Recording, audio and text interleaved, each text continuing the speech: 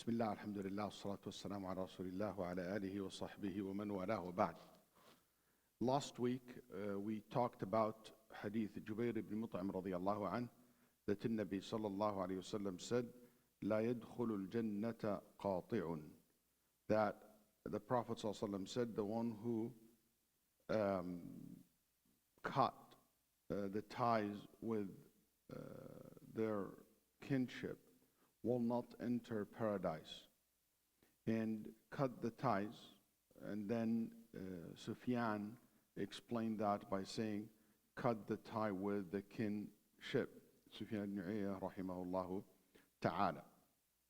And we talked about what that means and how this can be fulfilled. And we mentioned several points. I will go over them very quickly. That we said, I said last week that how to fulfill that right or duty of your kinship. This can be different from one relative to another. So your duty towards your parents, your uncles, is not the same as your cousins and nephews. There is more rights, and there is the more way to connect to your uncles and your uncles from your mother's side or father's sides and aunts. Those deserve more than just phone call or dropping a message every Eid. Deserve your financial support if they're in need, sickness, taking care of them, versus a distant cousin, okay, that you might go away, or culturally acceptable if you just call them once in every Eid or something like that, or a phone call or a message, or visiting them from here to sometimes when you travel to where they at. And he said this is taken into consideration. Also, our modern days today have basically give us other way of being connected with people, and they feel that they are connected to us. But not necessarily to be through, a visitation or traveling to them. Today, even, a phone call or FaceTime or meeting someone, even your parents, sometimes that can be sufficient if they are happy with that. So all it depends on whatever it takes to keep that connection between you and your relatives. And we said these are some steps, some practical tips. Number one, it's important for you and your children to know your kinship, your relatives, and from your mother's side and father's side. And I said last week, unfortunately, some kids even don't know their grandparents, what their names are. Okay? So to know who they are and to know their names. And one of the suggestion I give, maybe make a family tree as a project between you and your kids so they know who their relatives are. We said, hey, make a diary of their names and phone numbers and, or WhatsApp group between you and the family member. Maybe there is like a newsletter or something like every Eid or every year. It's shared by everyone, so people would know what's the newest things happened to that person. He graduated, he got children, he got married. So the whole family stay connected. Calling them, messaging them, making dua for them, visiting them. If they are in hardship, that you offer your support. If they are sick, to visit them, to offer them financial help if they are in trouble or in need. Or they need advice, and you can advise them or provide for them the appropriate advice by expert. If they die, you will be there to witness their funeral or make Salat al-Janazah on them. And even if you miss Salat al-Janazah, you still can pray funeral on them after they are buried. This is part of their rights upon you as relatives and as Muslims. Congratulating them in happy occasions, marriage, graduation, Eid, new children, new Ramadan, Hajj, buying a new house, starting a new business, Also supporting them financially as much as you can, especially the poor and the needy and the one who in debt among them. And also, Nabi sallallahu alayhi wasallam said, "As-sadaqatu ala al-miskin sadaqa, wa ala dhil qurbati ithnatan, silah wa sadaqa." When you give charity to a person, that's charity. But you give a charity to someone who's related to you, that's double. It's a charity and silat rahim, and being connected to your kinship. And in Nabi sallallahu alayhi wasallam considered this one of the best form of charity. أفضل الصدقة على ذي الرحم الكاشح. The best form of charity is to give to someone who's related to you, and that person is kashih. Kashih, we said, even if that person hates you, even if that person is not good to you, but you're still giving them because you do this for Allah subhanahu wa ta'ala.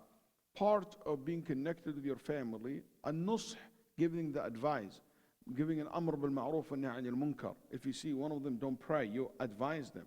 Don't fast, drink alcohol, use drugs, cousins or nephew or some of that, something bad you see in their life, there is marriage problem, you go give them an advice. And if they abuse, you stop their abuse. Let's say somebody abusing his children, abusing his wife, abusing her husband, you stop them from doing that. They have the rights of like any other Muslim, which is the rights of giving salam, visiting in the sickness, following their janazah, answering their call, and saying alhamdulillah, yarhamukallah when they sneeze, and other things as well. Today, I would like to speak more about what are the reasons, the common reasons that we see in society that lead to cutting ties with relatives. What is the main reasons for people to cut ties and stop, being connected with their relatives? Anybody can give me, let's see what you guys have. Sisters, by the way, if you guys want to come inside the masjid, this side of the masjid is empty. So what do you guys think? What will be, in your opinion, you've seen the main reason for relatives not to talk to each other, cutting tie with each other? Money. Businesses and, financial disagreement. That's very true. Also related to money is inheritance. I found this is a very common reason for family to cut ties, that fight over inheritance, especially women. I know a case that I was involved in. Yeah, it will be this side. Yeah. So I know a case where the brother went to get his inheritance, after basically his father passed away, and he inherited a property, and this property is his. Let's say he has an apartment. He found out that his brothers sold the apartment, took over his inheritance, and they did it, especially if she's a woman, a sister. And unfortunately, in some culture, they said, I'm not going to let my father's money go to a stranger. Who's a stranger? Her husband. So they will not give her inheritance. That's a very common thing in the culture that I'm familiar with, in Arab culture, for example. In many Arab countries, they will, if it's sister, she will not, in many cases, especially among Arab people, she will not get her inheritance. And they will misuse it.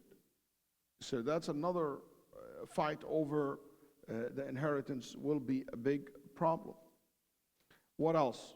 So money and manifested in different ways. What else? Why people cut ties with their relatives other than money? Social status. What that means? What do you mean by that?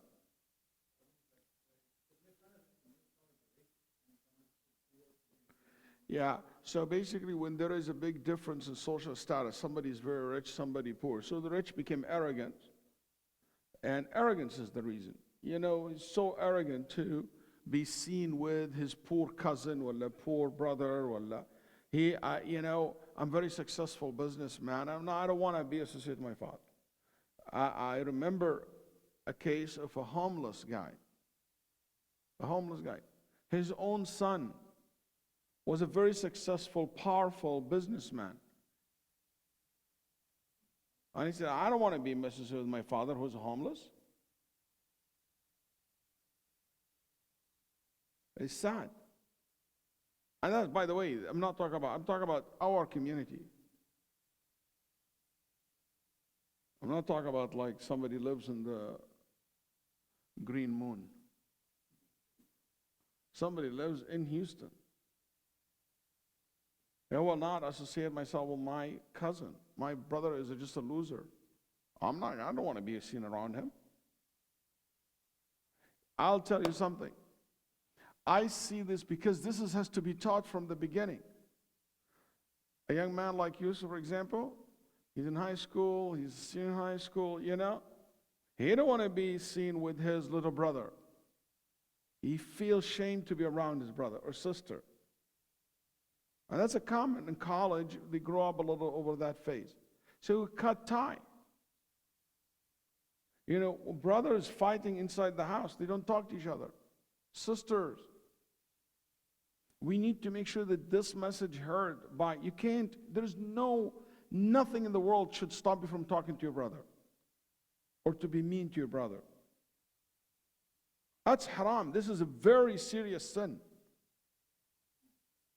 That's not just a joke. That's a serious sin. This is as bad as, you know, doing the lying and doing the drugs or doing this. This is as bad, if it's not worse than that. And people have to understand, one of the reasons why people cut relationship with each other, because they don't know how dangerous and how evil it is to cut tie with relatives and family members. People think it's like not a big deal. Also, one of the reasons for people to cut ties with relatives, what else? Marriage. What do you mean? So I'm jealous, you know, I want to marry this woman, he married her. Can you imagine? I had once a case, somebody came to me and he said, Shaykh, I said, yeah. He said, I want to tell you about something. I need your help. I said, sure. And he took me to the side and we talked. And he said, Shaykh, my brother. I said, what about him? He has 3 kids. His wife, she's just an amazing woman. Been there with him for the last 12 years. Okay? And, or 8, whatever number of years. And she's this and that. I'm like, mashallah, right? I said, okay, is anything I can help? Like, he said, he's gay. And he just want to go open, and he said, I don't want, I'm going to be open gay. I can't live like that anymore. And now we tried, and I said, okay, so do you want me to talk to him? He said, no, that's not the problem. I said, what's the problem? He said, because he has 3 kids, and then he's like, she's divorcing him. I'm thinking about marrying her.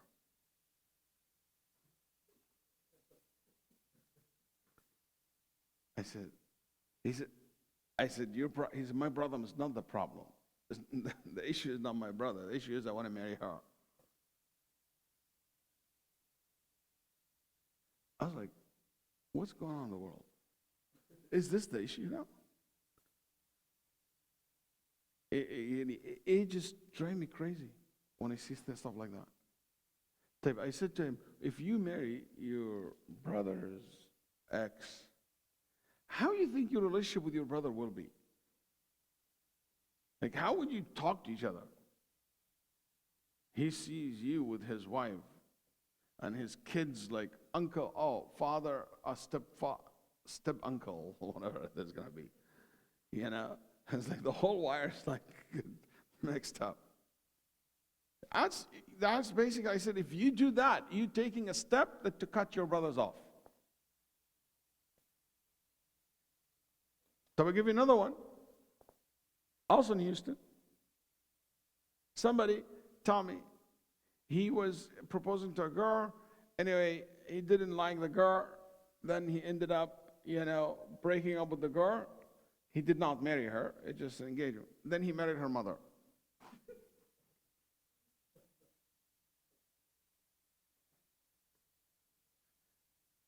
And I just want to understand how her and her mother would ever. Can you imagine she engaged with this guy for a year and now, he is like with her mother.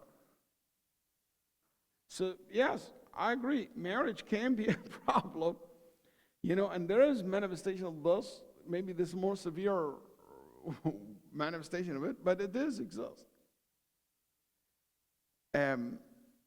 Also, sometimes husband and wife, when you marry someone and that one actually force you to cut ties with relatives. Like for example, in some culture, when you marry a woman, your first priority is to make sure to cut her off from her family. Why? Because some cultures said, if she's still connected to her family, will cause you trouble. So what do? No talk, no visitation, nothing. He will spend whatever money he wants on his mom. But if his wife talked to her mom, oh my God, he will start counting the minutes. So he will cut off her from, that's what, because of the marriage, she's not anymore connected to her family. I know many cases, not one, not two, not three, not four, and not in other communities. Here and other communities as well, where I see sisters come crying to me and said, Shaykh, I have to make a choice between my father and my husband, my kids and my husband, my kids and my dad, either my kids or my father.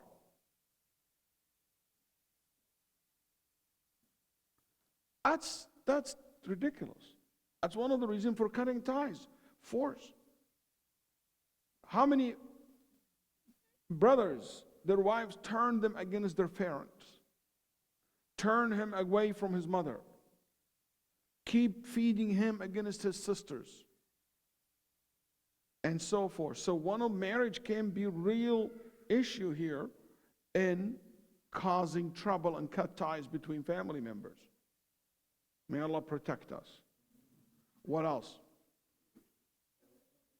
Jealousy. Absolutely. He's so jealous because he's successful. He's so jealous because his wife is, more educated or more friendly or more beautiful. So jealous because he made so much money. So jealous because my father loves him more. So what's my problem? That's my father, not me. What should I do? He's jealous because so these are, real reason for people to cut ties with each other and reduce the relationship with each other. And that's haram. What else? Political differences. Very good. Unfortunately today, she's pro-Trump and he's like anti-Trump. Okay? Or he is like pro this and anti that. I love American way. No, at the table dinner, don't bring politics or religion. I mean by religion, don't debate any fiqh issues and aqidah issues. Give advice, but just no debate all over dinner. That's especially Thanksgiving coming. Okay, so no need for it to be a political debate. It's very true. So here what I'm saying is basically also political differences can be a reason for people, unfortunately today, to cut ties. Sometimes not even political differences. Sometimes sports, they cut each other off over sports. Can you believe that? Yes. And that, again, because they didn't see how important the issue of being connected with your relatives. Anybody else? Yeah, you inherit rivalry between cousins, for example. My dad hates his brother. So you know what? The cousins start hating each other as well. And so forth. My dad can't stand my father, my mother's father. They're in-laws things. So I inherit that, so I don't like her family side. So I inherit all this. Very good. Excellent. Religious? Fundamentalism. What do you mean by that? Yeah. Sometimes people are very extreme, very rigid. You know, very good.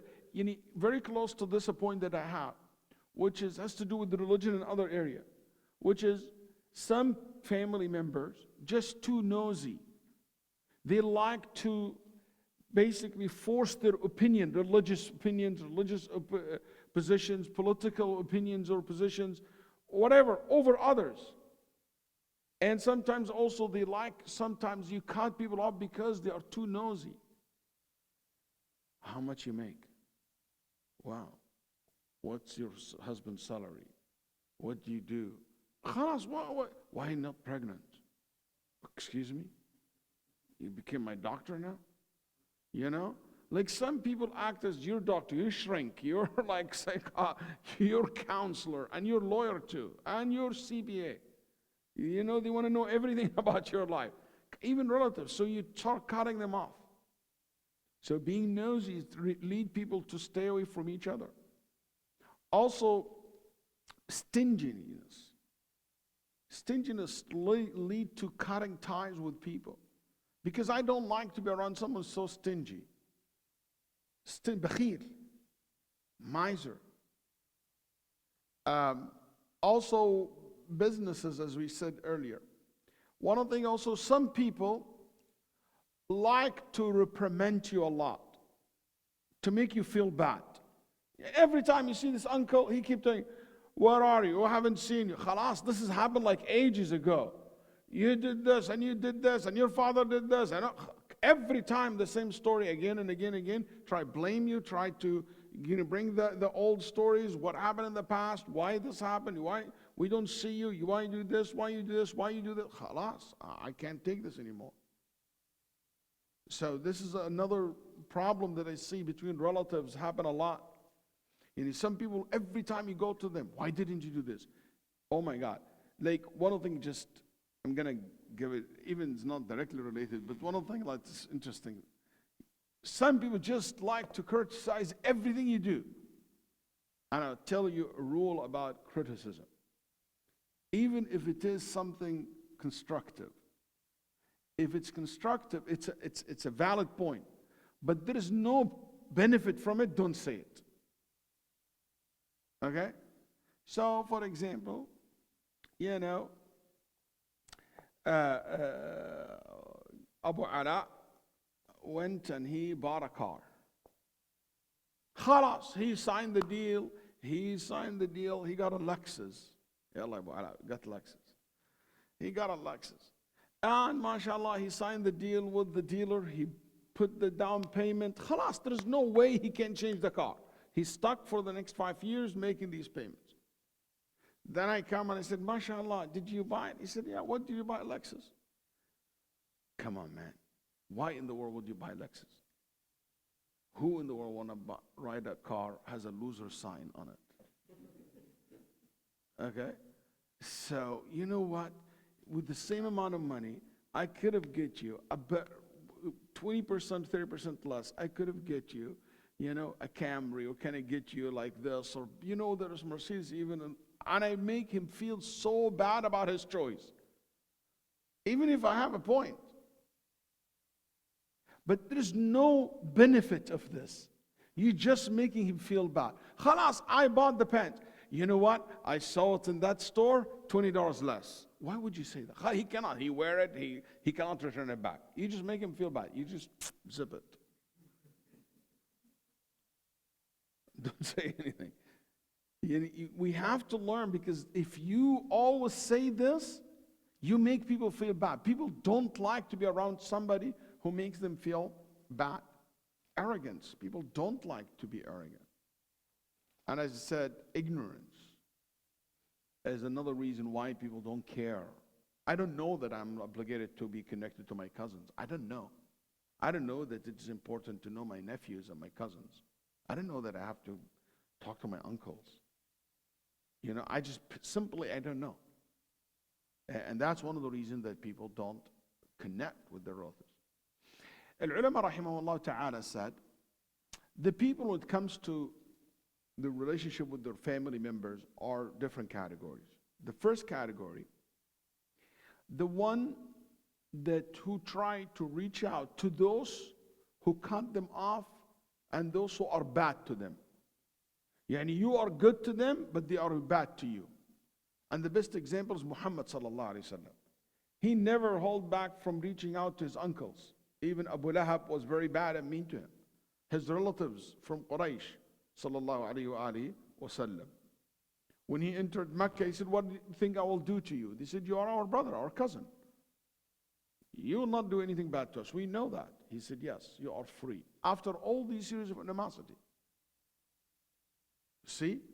So, you be good to those who are bad to you. Mistah, he said bad things about Aisha. And guess what? Who support Mistah financially? Abu Bakr, Aisha's father. Did he stop the financial support? No.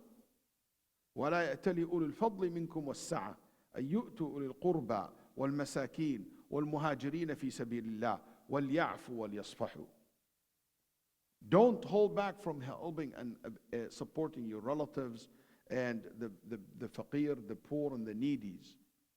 If you have wealth, forgive and let go.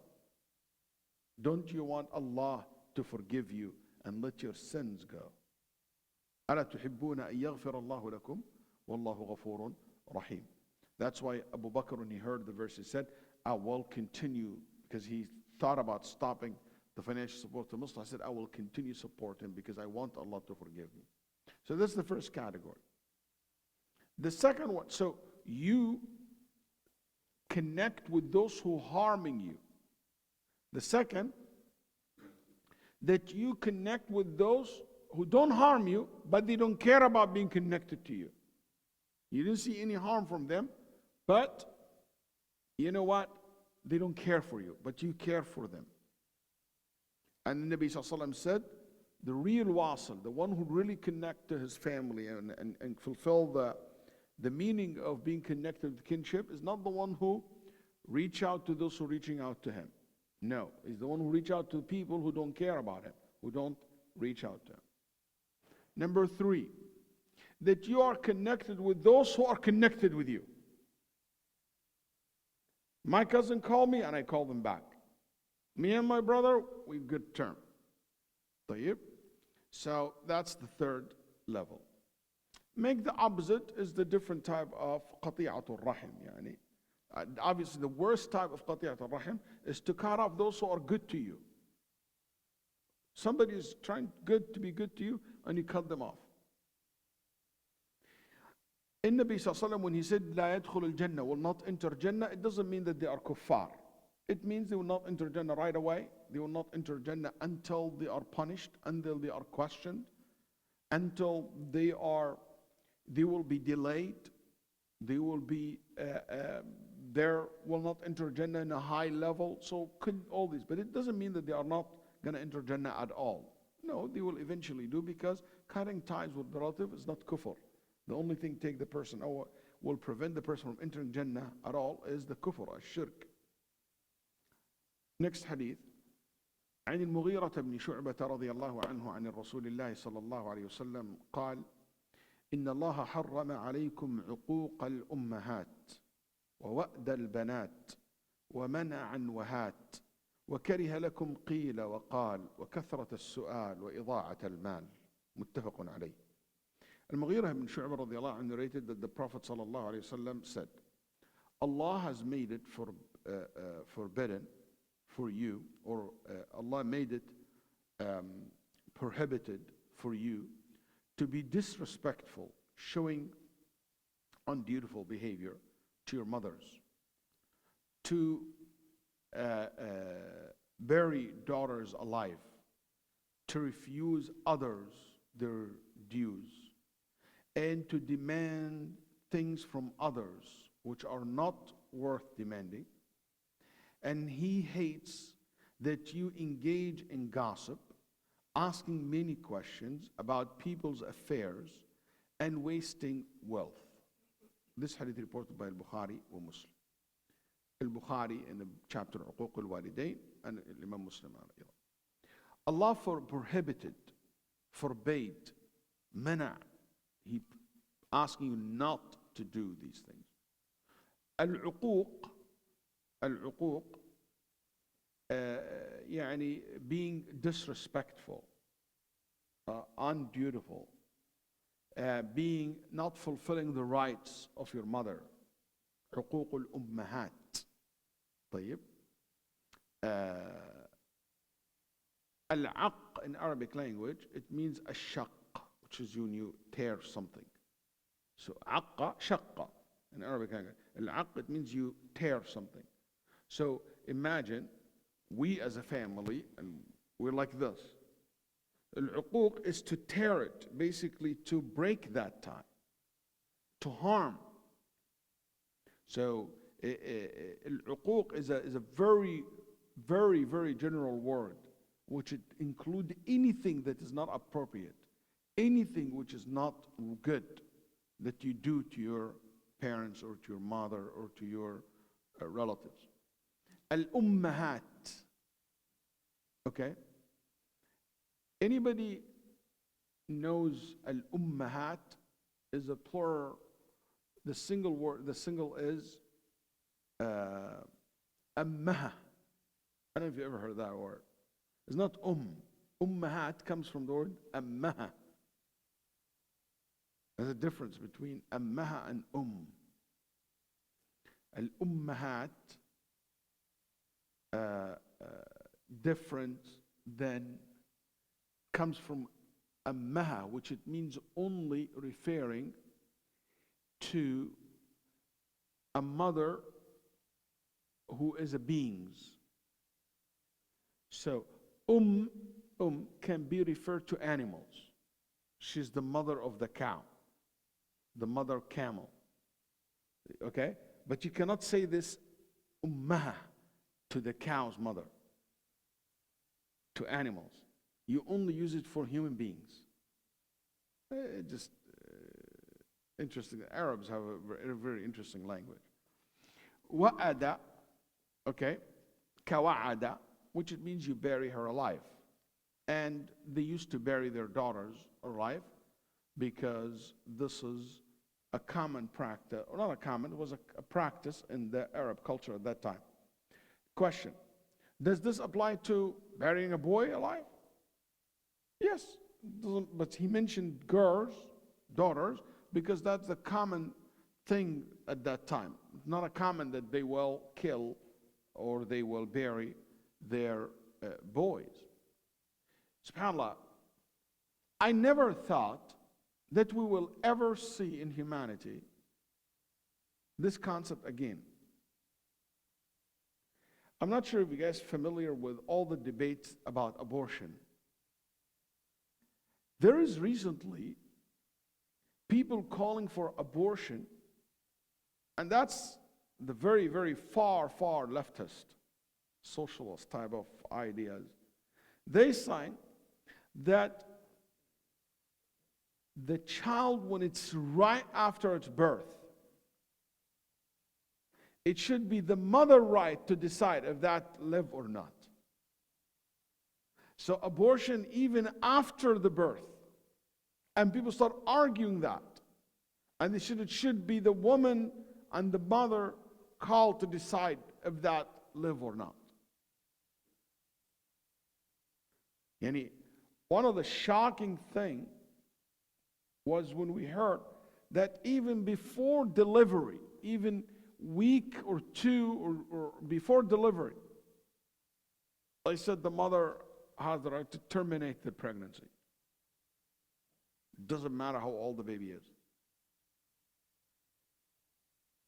That's crazy. That's like killing your babies alive, especially in that low term. Anyway, we'll talk more about this in another manifestation for it today. But منعا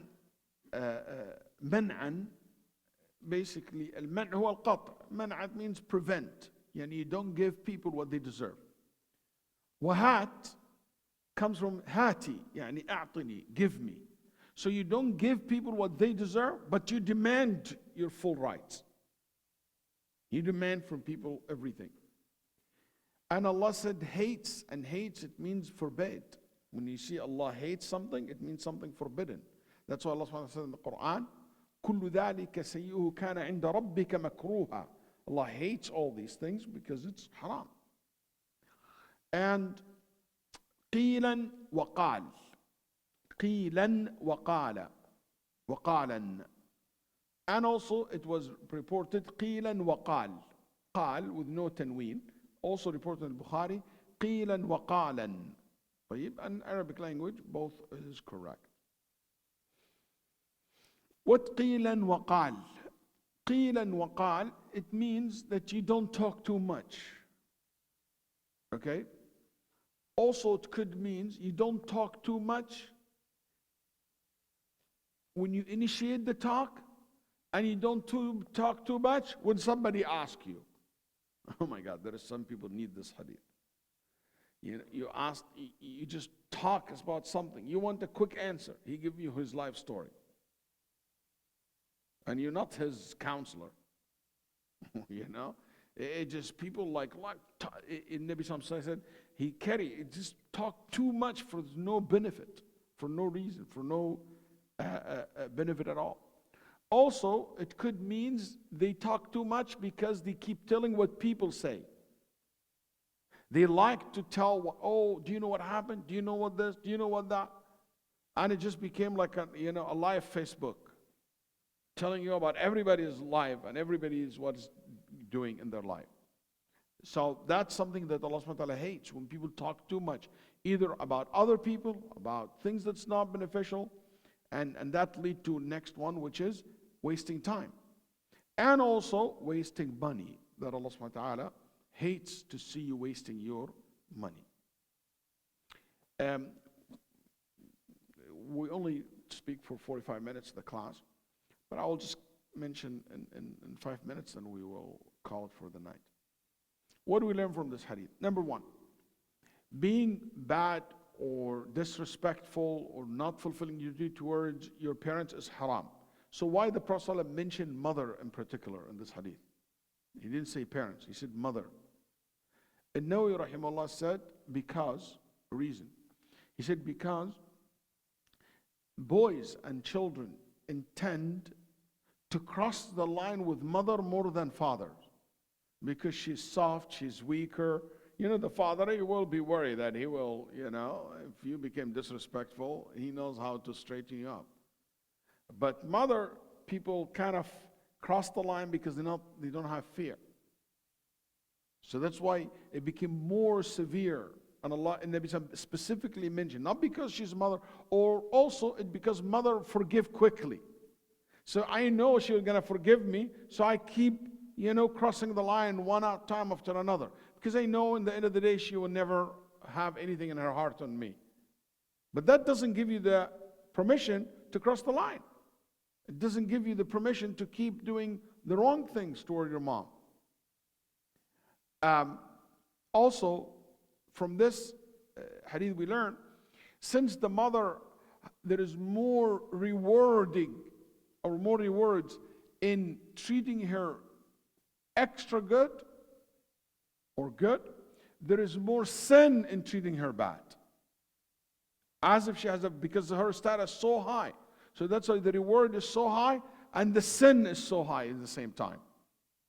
You should be very careful how you address your mom, how you talk to your mother, and any form of disrespect. And it's amazing how Salaf rahimahullah used to be. For example, Nu'man ibn al-Harith or Uthman radiallahu anh, when they talk about their mother, it's amazing. They said he will not eat with her until she finished. Like he will be there and he will, if there's like one plate has, food in it, he will wait until she takes whatever she wants. He said, why? He said, because I'm worried that I will pick something from the plate that she was looking at and desiring. And I don't know. So I'll make sure that she take the food that she likes. Ibn Sirin, when he speaks to his mom, they said he used to speak to her like the way they speak the king. It's amazing how they used to address and to talk to the mother in a very high respectful manner. One of the scholars was giving a class, and when his mother, Ibn al-Qasim, when his mother passed by, he stood up. He was teaching. They said, why did you stand up? He said, I saw my mother standing in the back, and I felt disrespect that I am sitting and my mother is standing. I'm not going to let this happen. He stood up until she moved. Today, your mother comes and leaves, and nobody cares. And by the way, not because your mom is friendly, it means that she loses the respect that she deserves. Not because your mom is easygoing, it means that, I don't care.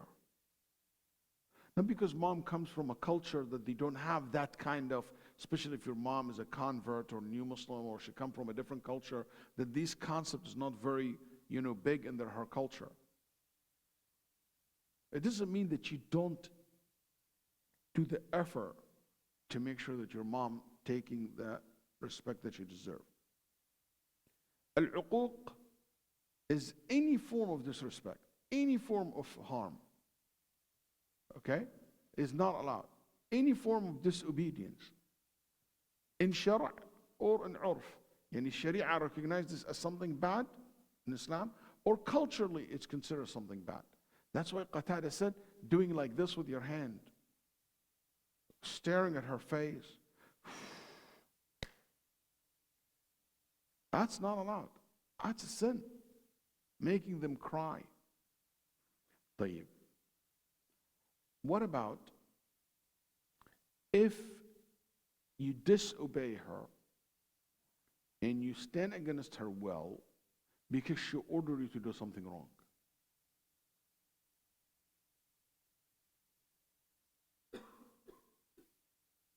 You know what? Your mom forcing you to marry someone that you don't want to marry. She insisting on you to marry this lady, and I'm not going to marry this woman. I can't stand this lady. This is not my wife. You need to marry this woman. No, I can say no. That's not considered uquq. Being respectful, I'm not going to do that. Because it's not part of her right to force me to marry someone that I don't want to be married to. Because I'm going to harm this woman I'm going to be married to. What if she asks you to divorce your wife? And my wife is a good woman. I said, no, I'm not going to divorce my wife. And I will do nothing but respect and love for you. What if she asks you to cut relationship with your brother? I'm not going to do that. What if she asks you to be bad to your father? Or vice versa, your father cut your mom, especially in case of divorce? No. Okay? So here, also, what about if you have, is it considered uquq if you ask for financial rights? Let's say Aqib, his father, asked him, Waleed, okay, your father said to you, you know what, I want you to do me this work. Let's say Waleed is, mashallah, he is very good in painting.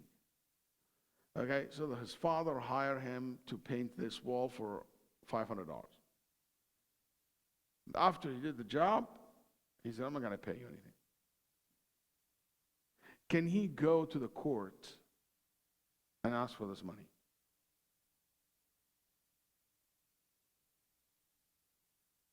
He inherited the money. His father said, I'm not going to give you the money that you inherited. He blocked that. His financial right.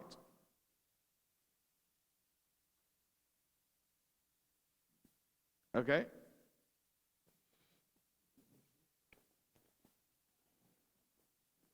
Can he ask for it?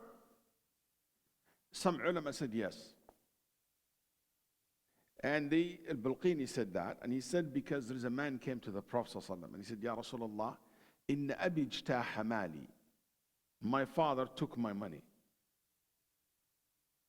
And I want like, this is what is this? Is this sin or what? He took from my money. Then Nabi Sallallahu Alaihi Wasallam said, you and what you possess belong to your father. You can't, you're not gonna sue him in the court. But Al-Balqini said, Nabi did not consider that question from the person uquq. And I disagree with that. I think if your father, let's say, didn't give you right, I think you should be, you should ask for, you said, may Allah forgive him. I think that's part of, that's between him and Allah subhanahu wa ta'ala, and you just pull back. I would not ever support the idea that you go sue him or go to the court. I will say that's not correct. But you can respectfully deny making business with your father if you know he's not the kind of person who's going to pay you. Respectfully you say do that, or you don't do it for money. But some of the ulama rahimahumullah, San'ani and others said it's not uquq if you go to the judge and you ask for settlement. The hadith also is forbidding you from not fulfilling the rights of people. Because the hadith said, mana, you don't give people what they deserve, their dues. It's not right. If the time comes to pay my debt back, you should give him. I should not chase you. That's haram, based on this hadith. My rights to be giving my mahar, I don't need to chase you. I'm an employee, I need to be paid. I don't need to chase you for that. You should not prevent people from their dues, from their rights. You made a promise to your wife, you made a promise to your husband, to your children. Not giving them their dues is haram. Mana. So, also sometimes, your wife, for example, every month she gets this amount of money from you. And you start making it she's begging for it. That's not right. If that's her right, should be fulfilled.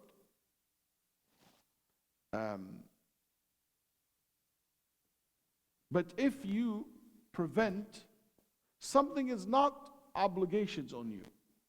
Somebody asked you for help, and I didn't give them charity. That's not sin. Because I'm not obligated to give you charity. But if my father or my wife or my kids need the money, and that's the right, and I have it, I should give. Anyway, we will stop here because there is more to talk, and there is more real examples in life I would like to share, inshallah, next week about this hadith. And also, I will talk a little bit about wa'dul banat, burying the daughters. They used to bury their daughters alive. And how today in China and India, there is some practices, used to be, and much better, especially in China these days. But there is similar ideas. When they have a girl, they just get rid of the girl immediately, and some of them will kill it, a'udhu billah, because they don't want to have a girl, especially when they had the one-child policy. There is also something similar to that in India as well. And this hadith shows, making specifically that dhulm to daughters is a bad thing. And some people will make extra effort to be extra nice to their sons, but not to their daughters. And that's just wrong. We'll talk about empty talks and talks that's not beneficial, and related to other people's stories. And we'll talk about wasting money and how today's money is wasted. What are the areas that we see people waste their money the most? So there's a lot of interesting points we'll be covering, inshallah, next week. Hopefully, inshallah, we'll be able to cover it. Sallallahu alaihi wasallam. If anybody had a question or a comment, you're more than welcome before we call for the day, for the night. Okay. جزاكم الله خير. السلام عليكم ورحمة الله.